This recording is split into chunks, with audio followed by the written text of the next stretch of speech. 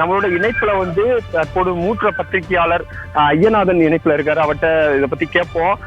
வணக்கம்யா. இந்த மாநாட்டுல 2வது மாநில மாநாடு இந்த தென் மாவட்டங்களை குறி வச்சு தாவேகா வந்து நடத்துறாங்க. இது எப்படி பாக்குறீங்க நீங்க? அதான் இப்போ இந்த முதல் மாநாடு விக்கிரவாண்டியில் நடத்தினதுக்கும் அதற்கு பிறகு இப்பொழுது நடத்தக்கூடிய இந்த மாநாட்டுக்கும் இடையிலான இந்த 10 மாத காலத்துல அந்த கட்சி வந்துட்டு குறிப்பிடத்தக்க ஒரு பணியை செஞ்சுட்டதா, மக்கள் மத்தியில செஞ்சுட்டதா வந்துட்டு உணர முடியலை எதுவுமே. அதுதான் முதல்ல. ஏன்னா விஜய் வந்துட்டு ஒரு இது போராட்டங்கள்ல வந்து கலந்துக்கிட்டாரு, பரந்தூர்ல கலந்துக்கிட்டாரு. அதுக்கப்புறம் இந்த அஜித்குமார் கொல்லப்பட்ட தொடர்பான போராட்டத்தில் கலந்துக்கிட்டாரு. அதை பற்றி தவிர அவர் எதுக்கும் அவர் வெளியில வரல. மற்றதெல்லாம் அறிக்கை தான். அப்படி இருக்க வந்துட்டு இந்த மாநாடு எந்த விதமான எதிர்பார்ப்பையும் மக்களிடையே ஏற்படுத்தாத நிலையில இந்த மாநாடு இவங்க போடுறதுனால வந்துட்டு என்ன விதமான அரசியல் லாபம் இவங்களுக்கு கிடைக்கும் அப்படின்றது எனக்கு தெரியல. ஏற்பாடுகள் மற்ற விடயங்கள் அதெல்லாம் வந்துட்டு இருக்கு, ஓகே. ஆனா இந்த கட்சி தமிழக வெற்றி கழகம் அப்படின்றது கட்சி மக்களுடைய மனதில் பதியக்கூடிய அளவிற்கு என்னத்தை சாதிச்சாங்க இவங்க, என்னத்தை செய்தாங்க அப்படின்ற ஒரு கேள்விக்கு வந்துட்டு அவங்க பதில் தேடணும். அது ரொம்ப முக்கியம். ஒரு 2வது மாநாடு கூட்டுறீங்க அப்படின்னா அந்த மாநாட்டோட இலக்கு என்னது? அந்த முதல் மாநாட்டினுடைய இலக்கு கொள்கை பிரகடனம்.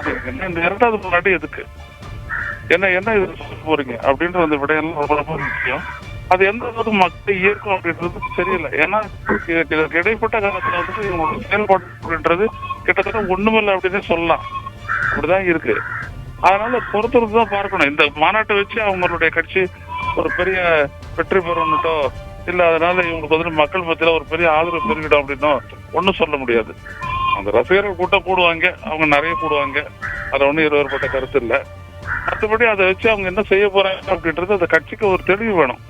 தெளிவில்லாத இந்த கட்சி வரைக்கும் போயிட்டு இருக்கிறதா தான் நான் நினைக்கிறேன். இப்ப இந்த முதல் மாநாட்டிலும் 2வது மாநாட்டிலும் அதிகமான இந்த மக்கள் ரசிகர்கள் வர்றாங்க. அந்த ரசிகர்கள் வர்ற விஜயை பார்க்க வரும் அந்த ரசிகர்கள் ஓட்டா மாற வாய்ப்பு இருக்கா?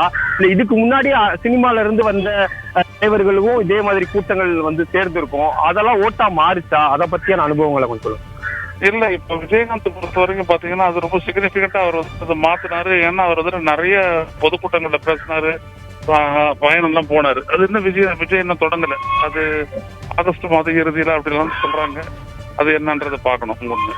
2வது அவருடைய ரசிகர்களை பொறுத்த வரைக்கும் அவங்களுடைய ஓட்டு வந்துட்டு விஜய்க்கு நிச்சயம் கிடைக்கும். அதுல ஒன்றும் சந்தேகம் இல்லை. ஆனா இவர்களுக்கு இது வரைக்கும் இந்த முதல் மாநாடு முடிஞ்சிட்ட உடனே ஒரு ஆர்வம் ஏற்பட்டுச்சு இல்லையா? அந்த ஆர்வத்துக்கு இருந்த அவர்களுடைய வாக்கு விஜய்க்கு வருமா அப்படின்றது சந்தேகம் தான். ஏன்னா எந்த விதமான செயல்பாடு அவங்ககிட்ட இல்லை. செயல்பாடு இல்லாத பட்சத்துல வந்துட்டு ஒரு அபிமானம் வந்துட்டு வாக்காளர்களா மாறுவாங்களா அப்படின்றது வந்துட்டு சந்தேகம் தான். பொறுத்திருந்து தான் பார்க்கணும். ஏற்கனவே அந்த நடிகர்கள் விஜயகாந்த் அது வந்துட்டு ரொம்ப நல்லா செஞ்சாரு. அவர் அந்த எதிர்பார்ப்பு நிறைவு செய்ய வகையில போராட்டங்கள், பொதுக்கூட்டங்கள் இதெல்லாம் அவர் நடத்தினாரு. அவரது ரொம்ப ஒரு துணிச்சலான ஒரு செயல்பாடு இருந்துச்சு. இவரதுல அந்த மாதிரி இல்லை. இவர் ரொம்ப பதுக்கி அப்படிதான் இருக்காரு இவரு. அதனால இவர்கிட்ட ரொம்ப ஒரு பெரிய ஒரு அரசியல் மாற்றத்தை எதிர்பார்க்கறது ரொம்ப கஷ்டம்தான். இல்ல இன்னும் வந்து இந்த தேர்தலுக்கு, சட்டமன்ற தேர்தலுக்கு 8 மாசம் தான் இருக்கு. இப்பயே வந்து ஓட்ட மாறுமான்ற ஒரு சந்தேகம் இருந்தாலும் இனி நெருங்காலங்கள்ல வந்து வருங்காலங்கள்ல எப்படி அவரு வந்து அடிகள் வைக்கணும், அது என்ன விதமான மாற்றங்களை ஏற்படுத்தும், அதை பத்தியான விஷயங்கள்.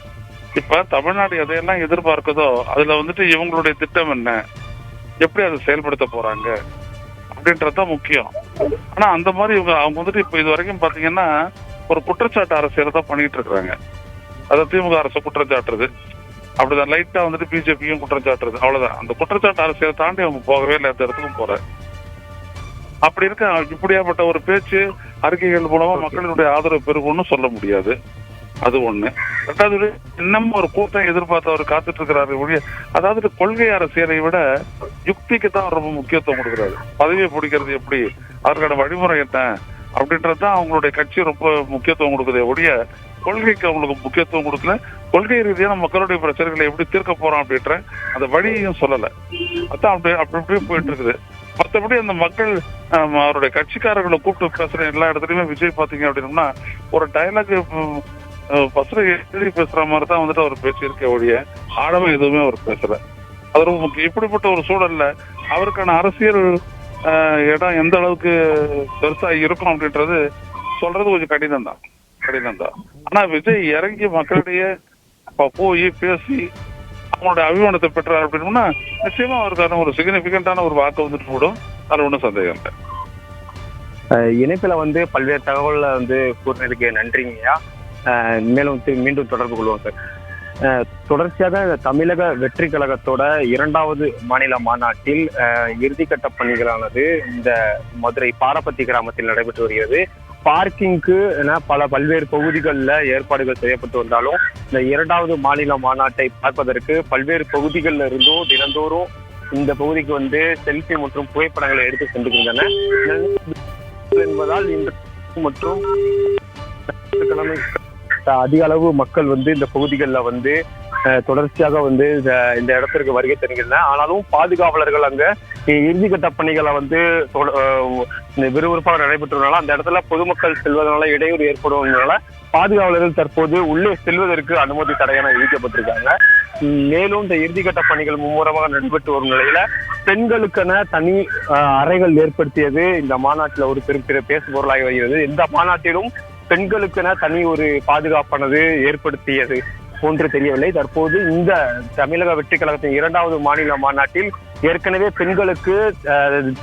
பெண்களுக்கென தனி தன்னார்வலர்கள் பெண் தன்னார்வலர்கள் நியமிக்கப்பட இருப்பதாக ஏற்கனவே பொதுச் செயலாளர் ஆனந்த் தெரிவித்திருந்தார். இந்த நிலையில் அந்த பெண்களுக்கு பாதுகாப்பிற்காக தற்போது இந்த பிங்க் அறை அப்படின்ட்டு ஒரு 3 அறைகள் ஏற்பாடு செய்யப்பட்டிருக்குது. அது முழுவதுமே குளிரூட்டப்பட்ட அறையாகவும் அது கழிப்பறை உள்ளிட்ட பல்வேறு வசதிகள், பாலூற்றும் அறை உள்ளிட்ட பல்வேறு வசதிகள் அந்த மாநாட்டுக்கு பின்புறமாக இருக்க அந்த 3 அறைகள்ல ஏற்பாடு செய்யப்பட்டிருக்கிறது. முழுக்க அந்த பகுதியில் அந்த 3 அறைகளுக்கும் செல்வதற்கு அந்த 1 அடி உயரத்திலிருந்து பலகைகள் மூலமாக மேடை போன்று அமைக்கப்பட்டிருக்கிறது.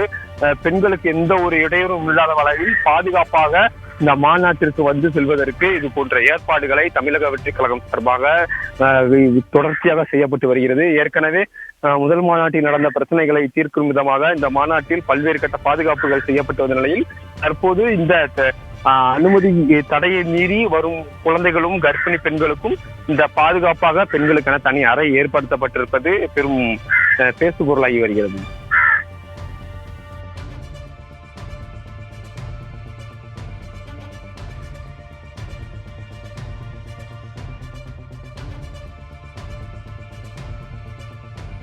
இந்த 2வது மாநில மாநாட்டு இறுதிக்கட்ட பணிகளானது தொடர்ச்சியாக நடைபெற்று வருகிறது. இந்த நிலையில் இந்த மாநாட்டிற்காக குழுக்களானது விஜய் சார்பாக அமைக்கப்பட்டிருப்பதாக ஏற்கனவே தெரிவிக்கப்பட்டிருந்தது. அதில் இந்த குழுக்களில் மாநில ஒருங்கிணைப்பு குழு அப்படின்ற குழுக்கில் கட்சியின் பொதுச் செயலாளர் ஆனந்த் உட்பட 58 பேரும், அதே போல தீர்மான குழுவில் தேர்தல் பிரச்சார மேலாண்மை குழு செயலாளர் ஆதவ் அர்ஜுன் உட்பட 22 பேரும் நியமிக்கப்பட்டிருக்கிறார்கள். அதே போல ஊடக ஒருங்கிணைப்பு குழு, தொழில்நுட்ப ஆலோசனை குழு மற்றும் பாதுகாப்பு ஒருங்கிணைப்பு குழு, மேடை ஒருங்கிணைப்பு குழு என அந்த 5 குழுக்களாக பிரிக்கப்பட்டு அதன் வாரியாக கட்சியில் சார்ந்த பொறுப்புகள் சார்ந்தவர்களை நியமிக்கப்பட்டு இந்த மாநாட்டை எந்த ஒரு அசம்பாத விதம் இல்லாமல் சிறந்த முறையில் நடத்துவதற்கு விஜய் சார்பாக நேற்று அறிவிப்பானது வெளியிடப்பட்டிருக்கிறது. அந்த இதில் ஒரு குழுக்களுக்கும் முக்கிய பொறுப்பில் இருக்க அந்த நிர்வாகிகளை தலைமையில் ஏற்க வச்சு இந்த குழுக்கள் நியமிக்கப்பட்டிருக்காங்க. அது மட்டும் இல்லாம பார்க்கிங் வசதிகளுக்கு இன்னும் போதுமான இடங்கள் பத்தாது என காவல்துறை சார்பாக தகவல் தெரிவித்த நிலையில் கூடுதலாக அந்த பாரப்பத்தி கிராமத்திற்கு மதுரை விமான நிலையத்திலிருந்து வரக்கூடிய அந்த பாதைகள்ல கூடுதலாக அந்த இடங்களை சுத்தம் செய்து அதற்கான பாதுகாப்பு பணிகளும் செய்யப்பட்டு வராங்க. தொடர்ச்சியாக அந்த 2வது மாநில மாநாடு எந்த இயற்கை இடையூறுகளும் மற்றும் பொதுமக்கள் பிரச்சனைகளை தீர்க்கும் விதமாக பல்வேறு கட்ட ஏற்பாடுகளை தமிழக வெற்றி கழகம் சார்பாக செய்யப்பட்டு வருகிறது. குடிநீர் வசதிகள் முதல் கொண்டு பெண்களுக்கு பாதுகாப்பது, அதே போல இந்த மாநாட்டில் வரும் மக்களுக்கு ஏதேனும் பிரச்சனைகள் ஏற்பட்டால் அவர்களுக்கு தனி ஆம்புலன்ஸ் மூலமாக பாதுகாக்கப்பட்டிருக்கிறது. அந்த பாதைகள் வழியாக ஆம்புலன்ஸ் சிறந்த வெளியேறுவது ஏற்பாடுகளும் அது செய்யப்பட்டிருக்கிறது. அதே மட்டும் சிறப்பு விருந்தினர் விஜய் மட்டுமே பங்கேற்பார் எனவும் தமிழக வெற்றி சார்பாக அக்கட்சியின் பொதுச் செயலாளர் ஏற்கனவே தெரிவித்திருந்தார். இந்த சரியாக 4 மணியிலிருந்து 8 மணி 9 மணி வரைக்கும் நடத்தவும் தகவல் வெளியாகிறது. அதில் வாழ்த்தில் வைத்து உறுதிமொழி கட்சியின் பேசுவது உள்ளிட்ட விஷயங்கள் அதில் இடம்பெற இருப்பதாகவும் அதில் தெரிவிக்கப்பட்டிருக்கிறது. இந்த மாநாட்டில் கொள்கை மற்றும் கொள்கை தலைவர்கள் பற்றியான விஷயங்கள் எடுத்து வந்த நிலையில் தற்போது 2வது மாநாடு கூட்டு சம்பந்தமான ஒரு அறிவிப்பு வர வாய்ப்பு இருக்குமா அல்லது வேட்பாளர்கள் கூட்டமாக இருக்குமா என்பது குறித்தும் பல்வேறு விமர்சனங்கள் எழுந்து வருகிறது. இன்னும் 5 நாட்களில் இந்த மாநாட்டிற்கான முழு விவரங்கள் வெளியே வரும் எனவும், இந்த மாநாடு இந்த தென் மாவட்ட அரசியல் வட்டாரத்தில் எப்படி பேசப்பட போகிறது என்பது குறித்தெல்லாம் பொறுத்திருந்தான் பார்க்க வேண்டிய சூழல் இருக்கிறது. இன்னும் 5 நாட்களே உள்ள நிலையில் இறுதிக்கட்ட பணிகளானது மும்முரமாக நடைபெற்று வருகிறது.